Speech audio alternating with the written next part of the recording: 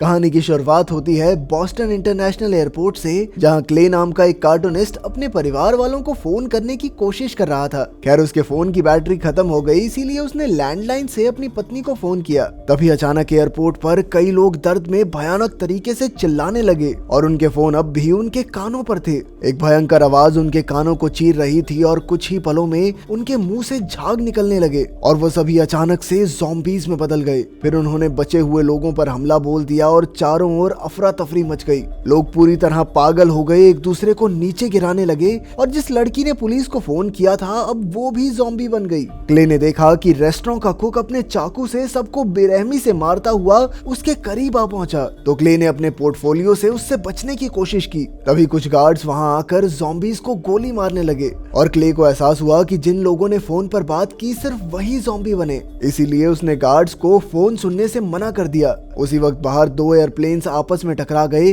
और जबरदस्त धमाके से बिल्डिंग में आग घुसे। खुशकिस्मती से क्ले तुरंत भागकर बेसमेंट में आ गया, पर वहां भी दो ज़ॉम्बीज ने उस पर हमला कर दिया। तभी अचानक ट्रेन से दो आदमी निकले और क्ले को बचाकर ट्रेन में ले आए। तब क्ले ने बचे हुए लोगों को फोन से सावधान किया। फिर ट्रेन ड्राइवर टॉम ने कहा कि सभी ट्रेन्स बंद हो गई हैं, इसीलिए उन्हें चलकर सुरंगें पार करनी होंगी। पर सभी लोग बेहद डरे हुए थे, इसीलिए टॉम, क्ले और माइक ही सुरंग के रास्ते पर निकले। थोड़ी देर बाद उन्हें रोशनी दिखाई दी जहां कुछ लोग खड़े थे, पर उन तक पहुंचने से पहले ही एक ज़ॉम्बी ने उन पर हमला करके माइक को मार डाला। आवाजें सुनकर बाहर खड़े ज़ॉम्बीज भी उनकी ओर भागे, पर टॉम और क्ले तुरंत सीढ़ियों से ऊपर भाग गए। एक ज़ॉम्बी बड़ी तेजी से उनका पीछा कर रहा था, पर टॉम और क्ले ने जैसे तैसे ऊपर पहुंचकर फटाफट ढक्कन बंद कर दिया। इसके बाद वो क्ले के घर पहुंचे जहां दरवाजा टूटा हुआ था और कोनों में पड़ोसियों की लाशें पड़ी थी। खैर क्ले के घर जाकर टॉम ने देखा कि क्ले ने दीवारों पर अजीबोगरीब ड्राइंग्स बना रखी थी। क्ले ने देखा कि लैंडलाइन फोन बंद था, इसीलिए उसने टॉम के फोन से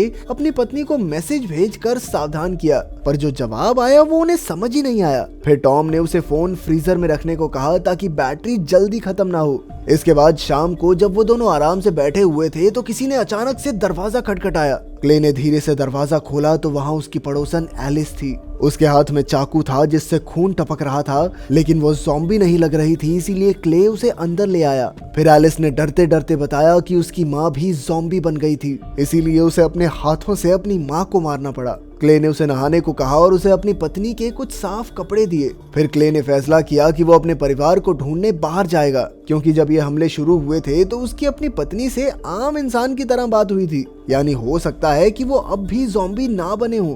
तब टॉम और एलिस भी उसके साथ चलने को राजी हो गए, पर पहले उन्हें कुछ देर के लिए आराम चाहिए था। अगली सुबह उन्होंने देखा कि सड़कों पर सैकड़ों ज़ॉम्बीज चींटियों की तरह घूम रहे थे। उन तीनों ने हथियार उठाए और घर से बाहर निकल आए जहां ज़ॉम्बीज का झुंड घूम रहा था। अचानक बाइक पर दो आदमी आए तो ज़ॉम्बीज उनके पीछे भागने लगे और ये तीनों मौका देखकर बच निकले। चलते चलते उन्हें एक घर दिखा जहां कुछ हथियार मिलने के आसार थे। वो बड़ी सावधानी से अंदर घुसे तो अचानक एलिस ने देखा कि बेसमेंट में कई लाशें पड़ी थी। खैर उन्होंने जितनी बंदूकें हो सकी उतनी इकट्ठी की और बाहर आ गए। वहाँ एक लड़का कुत्ते के साथ बैठा था। वो लड़के की ओर बढ़े तो वो अचानक जोर से चिल्ला उठा और उन्हें पता चला कि वो भी ज़ॉम्बी है। टॉम ने तुरंत उस पर गोली चलाई, पर तभी झाड़ियों से कुछ और ज़ॉम्बीज भी निकल आए। तब उन तीनों ने चारों ओर गोलीबारी की और जंगलों की ओर भाग निकले। फिर वो फटाफट एक झील में कश्ती के अंदर छुप गए। जब ज़ॉम्बीज झील तक पहुंचे तो सूरज डूब रहा था और उसे देखकर सभी ज़ॉम्बीज भयानक आवाजें निकालने लगे और कुछ देर बाद वहां से चले गए।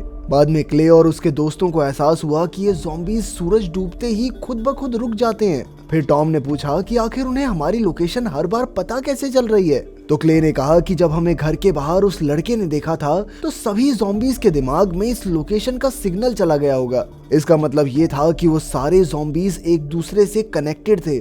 इसके बाद टॉम, क्ले और एलिस फिर से निकल पड़े और पूरा दिन चलते रहे। जब रात हुई तो उन्हें संगीत सुनाई दिया और उसका पीछा करते हुए वो एक एकेडमी तक पहुंचे जहां जॉर्डन नाम का एक स्टूडेंट और हेडमास्टर चार्ल्स रहते थे। उन्होंने क्ले और उसके साथियों को बताया कि जब तक ये संगीत बज रहा है तब तक कोई खतरा नहीं है। फिर उन्होंने बाहर जाकर देखा कि एक मैदान में सैकड़ों ज़ॉम्बीज सो रहे थे और उनके मुंह और फोन से ये संगीत निकल रहा था। चार्ल्स ने तो कुल्हाड़ी से एक ज़ॉम्बी की टांग तक काट डाली, लेकिन उसने कुछ नहीं कहा। चार्ल्स ने कहा कि इन ज़ॉम्बीज को ये पता नहीं चलना चाहिए कि उन्हें सोने की जरूरत नहीं है, वरना दुनिया को खत्म होने से कोई नहीं रोक सकता।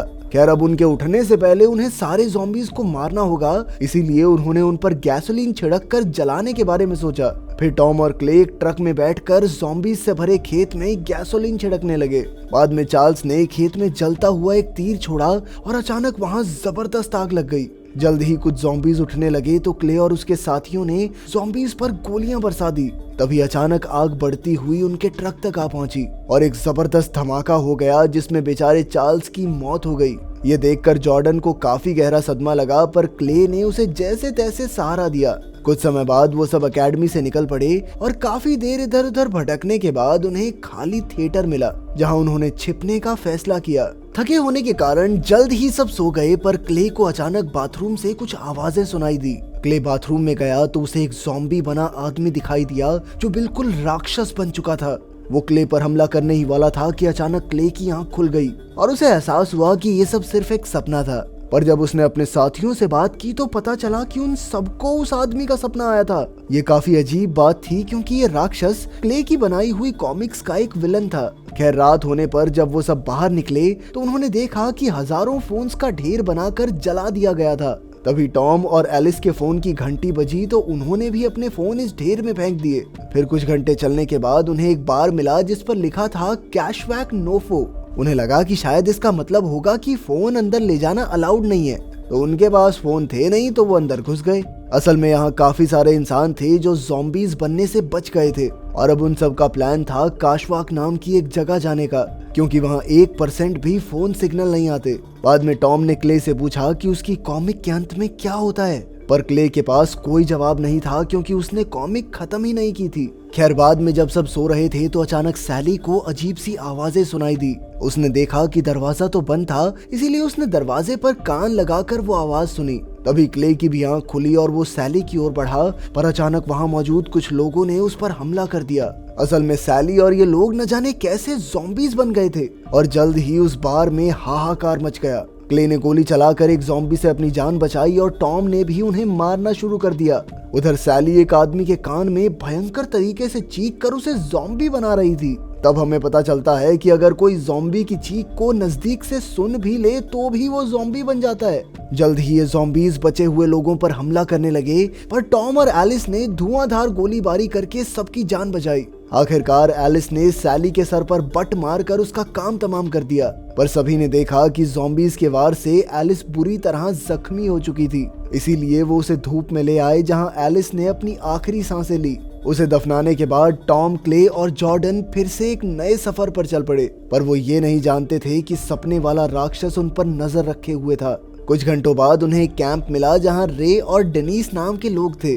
उन्होंने बताया कि वो काशवाक जाकर आ चुके हैं, पर पिछले साल ही वहाँ फोन टावर लग गया था, इसीलिए अब वहाँ जाने का कोई मतलब नहीं बनता। बाद में पता चला कि रे और डेनिस को भी वो राक्षस वाला सपना आया था। उन सब ने हिसाब लगाया कि शायद राक्षस को मारने से सारे ज़ॉम्बी खत्म हो जाएंगे। फिर क्ले ने देखा कि उन्होंने एक ज़ॉम्बी को बांध रखा था, तो पता चला कि ये डेनिस का भाई था। जैसे ही ज़ॉम्बी उनके नजदीक आते हैं तो ये चीखने लगता है, जिससे डेनिस और रे को पहले ही पता चल जाता है। तभी अचानक वो ज़ॉम्बी क्ले के बेटे की आवाज में कहने लगा कि पापा आप घर कब आओगे। जब क्ले उसके पास गया तो उसने बच्चे की आवाज में कहा हाय पापा।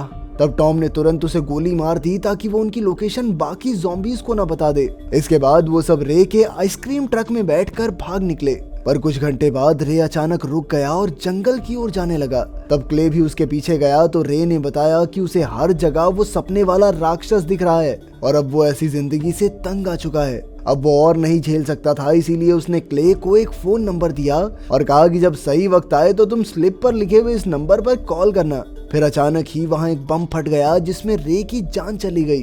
कुछ समय बाद बाकी बचे हुए लोग क्ले के घर पहुंचे। अंदर कोई नहीं था, पर फ्रिज पर उसके बेटे ने लिखा था कि उसकी माँ ज़ॉम्बी बन गई है, इसीलिए वो काशवाक जा रहा है। क्ले ने गुस्से में आकर कुछ चीजें तोड़ डाली और बाद में जब वो स्टोर रूम में गया तो अचानक उस पर सपने वाले राक्षस ने हमला कर दिया। उसकी ताकत के सामने क्ले काफी कमजोर पड़ रहा था, लेकिन ऐन वक्त पर टॉम ने वहां आकर उसकी जान बचाई। अब राक्षस टॉम को मारने लगा तो क्ले ने लकड़ी से राक्षस के सर पर कई जोरदार वार किए। जल्द ही टॉम ने भी गोलियां चलाकर राक्षस का काम तमाम कर दिया। पर जब ज़ॉम्बी के चेहरे से कपड़ा हटा तो क्ले ने देखा कि ये कोई राक्षस नहीं बल्कि उसकी पत्नी थी, जिससे उसे काफी गहरा सदमा लगा। बाद में क्ले ने रे के दिए हुए नंबर पर फोन करने का सोचा, पर उधर टॉम ने देखा कि ट्रक बॉम्ब से भरा हुआ था। इसका मतलब शायद ये था कि स्लिप पर लिखे हुए नंबर से सारे बम फट जाएंगे।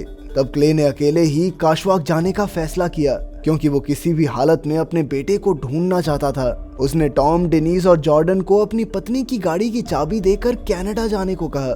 फिर उसने जॉर्डन को स्प्रे पेंट भी दिया ताकि वो रास्ते में अपने नाम के अक्षर पेंट करे, जिसे देखते हुए बाद में क्ले उन तक पहुंच सकेगा।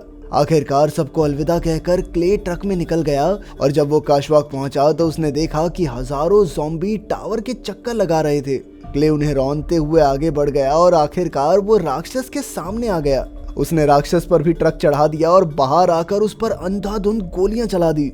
अचानक उसे अपने बेटे की आवाज सुनाई दी तो वो पागलों की तरह ज़ॉम्बीज़ के झुंड में घुस गया, पर इतनी लाशों में अपने बेटे को ढूंढना उसके लिए नामुमकिन था। आखिरकार उसने रे का फोन निकाला और धमाका करने के लिए तैयार हो गया, लेकिन फिर अचानक उसका बेटा उसके सामने आ गया। क्ले ने तुरंत उसे गले लगा लिया, पर अब सभी ज़ॉम्बीज़ और राक्षस बड़ी भयंकर आवाज में चिल्लाने लगे। जब क्ले का बेटा भी इसमें शामिल हो गया तो क्ले ने आंखें बंद करके धमाका कर दिया, जिससे वो फोन टावर पूरी तरह तबाह हो गया। कुछ समय बाद क्ले और उसका बेटा जॉर्डन के लिखे हुए अक्षरों की मदद से कनाडा की ओर जा रहे थे, लेकिन ये सिर्फ एक सपना था। असल में तो क्ले ज़ॉम्बीज़ के झुंड में शामिल होकर टावर के चक्कर लगा रहा था।